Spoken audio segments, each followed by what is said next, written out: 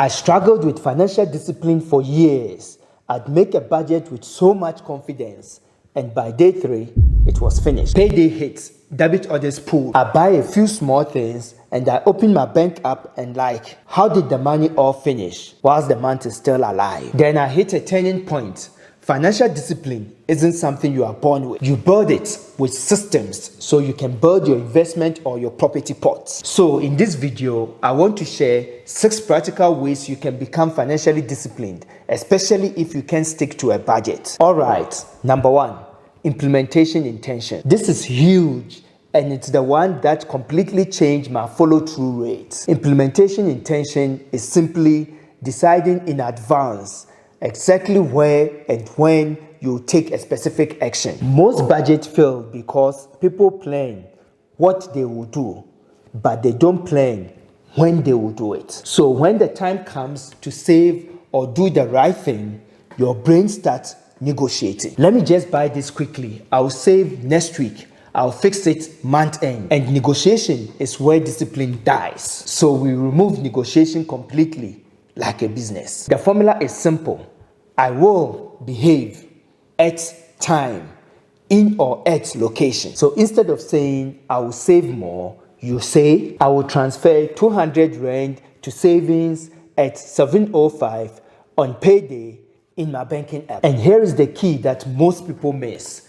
The default principle. Before any spending starts, you set the default, auto transfer to your property pot or savings. That's the rule. Everything else fights for what's left. In South Africa, debit orders don't care about your emotions. Rent, petrol, data, insurance, they just pull. So your savings must pull too. Same energy, automatic. Because if you wait until month end to see what's left, the only thing left is regret and a 2-minute prayer. Your budget will fail without a shock absorber. Even 10 Rand a day into an oops fund, so emergencies don't send you back to zero. And this isn't just to be good with money, it's to build your property pot. Because the goal is freeing up cash that becomes deposit money and deal money. If this is already helping you, hit like so YouTube shows it to more people like you. Now number 2, use the 5-4-3-2-1 method and add friction to spending. The biggest enemy of financial discipline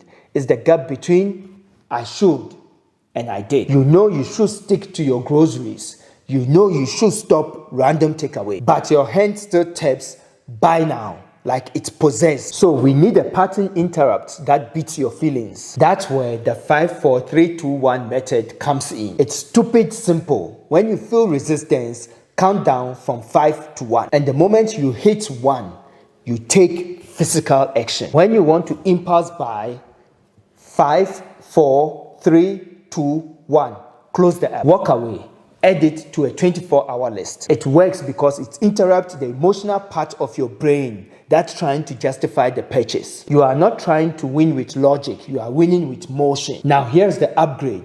Make spending harder than saving because your environment is either your employee or your enemy. Delete save cards, mute promo notifications, and if Takeout or Temu is your weakness, uninstall it for 30 days. People think that's extreme, but what extreme is paying for things you don't even remember buying, then saying you can't save. I use the same method for procrastination too, because procrastination and overspending are cousins. When I don't feel like doing the things that's good for my future, I count down 5, 4, 3, 2, 1, and I move before my brain sells me lies. Your body can start the habit even when your mind is still complaining. Number 3, visually track your progress. Don't break the chain. Motivation is unreliable, so we replace it with a scoreboard. When you can see progress, discipline becomes addictive. You are not tracking money to feel bad.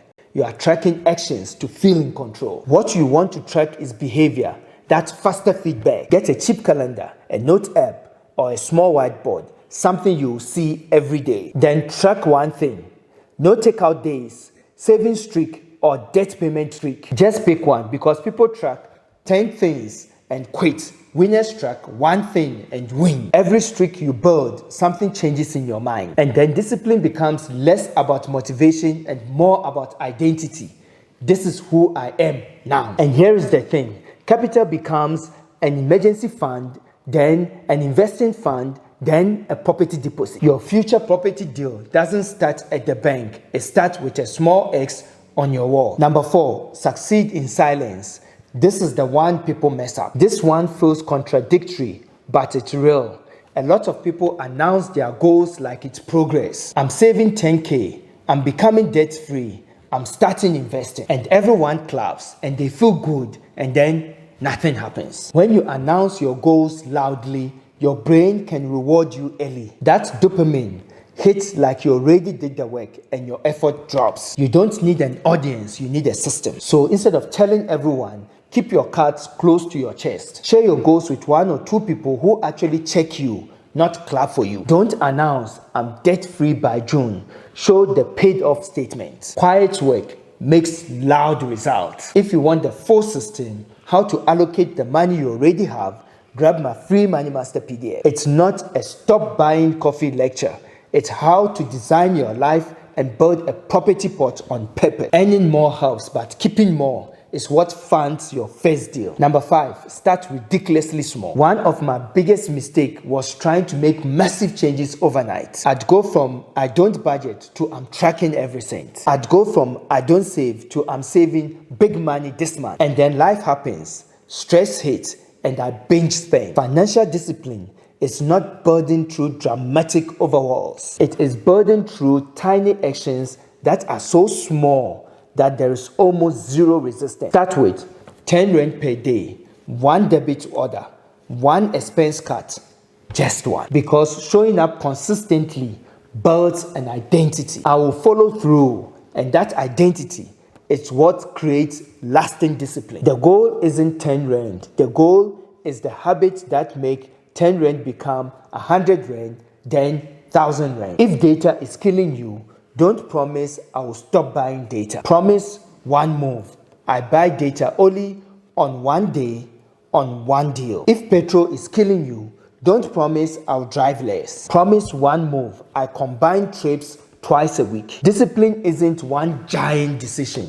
It's tiny decisions that stop you bleeding. Now, if you want the real end game, building property wealth, click my playlist, Secret to Property Wealth, on the end screen. Number 6, reframe financial discipline as self-care. For years, I used to see budgeting as punishment, like I'm denying myself, like life is dry, like I'm suffering now for some boring future. And that mindset makes you rebel. You behave for a week and then you reward yourself with nonsense. Everything changed when I reframed financial discipline as self-care. Financial discipline is saying yes to your future self. Saving isn't deprivation.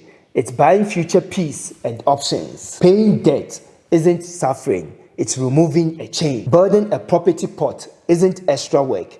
It's burden freedom. The strongest people aren't the ones who say no. It's the ones who can trust themselves. And the best feeling in the world is knowing you can trust yourself. That trust comes from consistent financial discipline, and it spills into every area of your life. If you can stick to this for 30 days, you'll have the first money system that makes property investing possible. That's how you go from I can save to I have deposit money. Same salary, better system. The truth is, the banks think you are weak until you become the person who controls cash flow. Now, if your budget dies right after payday, it's usually because groceries and impulse buy are stealing your money first. Your next video is 5 grocery hacks you need to save money every week. Once groceries are locked, the rest of the month becomes maintenance. Quick recap: default first, interrupt impulse, track streaks, work in silence, start tiny, reframe it as self-care. And I want to hear from you. What breaks your budget the most? Takeout, groceries, data, petrol, or impulse online buys? Drop it in the comment because I'll make the next video based on what you say. Subscribe if you want more money systems that lead to investing and property. I'm Ekow. I make money talk so you don't get played. Be a legacy builder. Now let's go build assets.